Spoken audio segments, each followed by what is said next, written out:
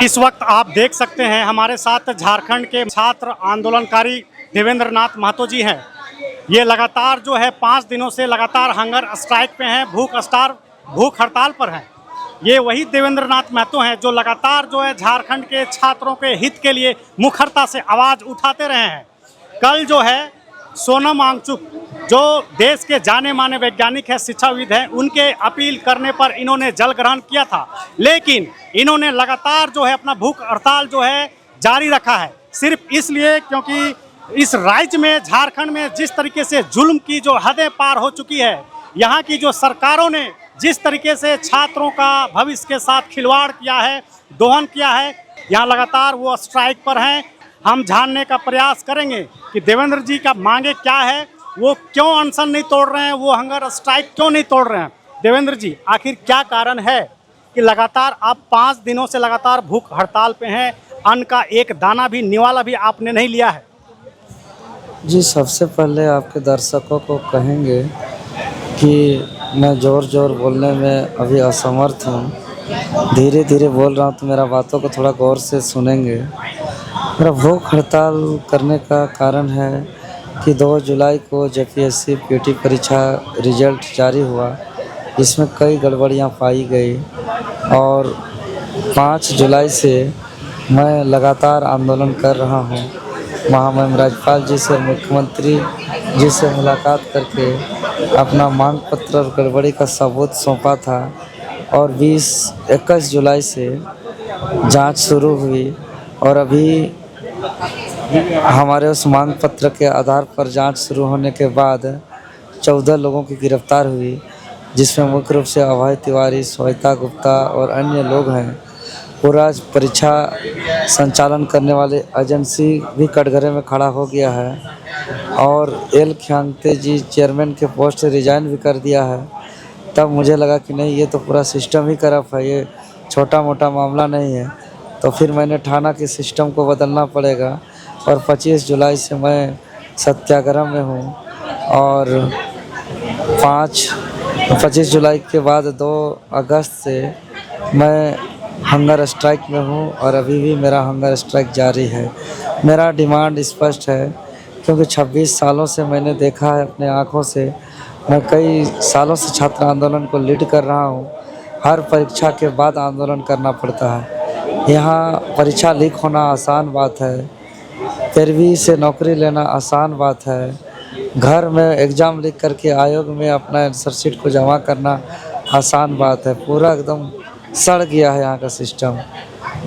तो मेरा कहना है कि यहाँ इस्तीफ़ा और 1-2 कार्रवाई से कुछ नहीं होना है।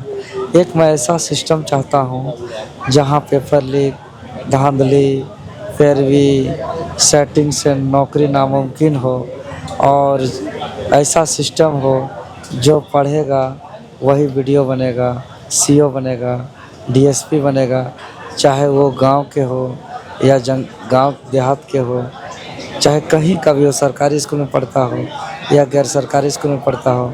अगर वैसे लोग आएंगे तो राज्य को आगे बढ़ाएंगे और ऐसा व्यवस्था के लिए मैं अपना ब्लूप्रिंट तैयार किया हूँ। पूरा मेरे पास पूरा तैयारी किया हुआ है। सरकार बस वार्ता करे और मेरा जेन्युइन मांगों को मान जाए, पूरा राज्य का सभी बच्चों का भला हो जाएगा।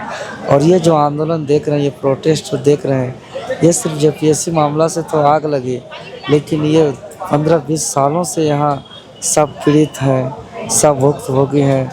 वो गुस्सा आज इस भीड़ दर्शा रहा है। और मैं शुरुआत दिनों में ही कहा था, जब मैं इस आंदोलन का शुरुआत किया था, कि यह आवाज़ देवेंद्र नाथ महतो का नहीं है, ये आवाज़ उन लाखों युवाओं का है जो अपना भविष्य प्रतियोगी परीक्षा पर निर्भर रखते हैं।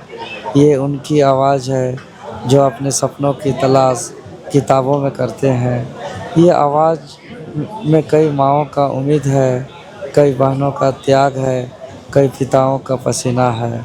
कल सोनम वांगचुक जी से बात आपकी हुई थी, उन्होंने आपसे क्या अपील की? उनको जब पता चला कि मैं जल और अन्न दोनों का त्याग किया हूँ, तो उनको चिंता हुआ और कॉल करके कहा कि मैं भी जंतर मंतर में जल ग्रहण करता था, गांधी जी भी जल ग्रहण करते थे, जल त्याग करना आत्महत्या है और तुम अच्छे काम कर रहे हो, आत्महत्या नहीं करना है, सरकार की आत्मा को जगाना है। तो मैं इसके आग्रह को कुछ शर्त के साथ स्वीकार करके जल ग्रहण के साथ अभी अपना अनशन को जारी रखा हूँ।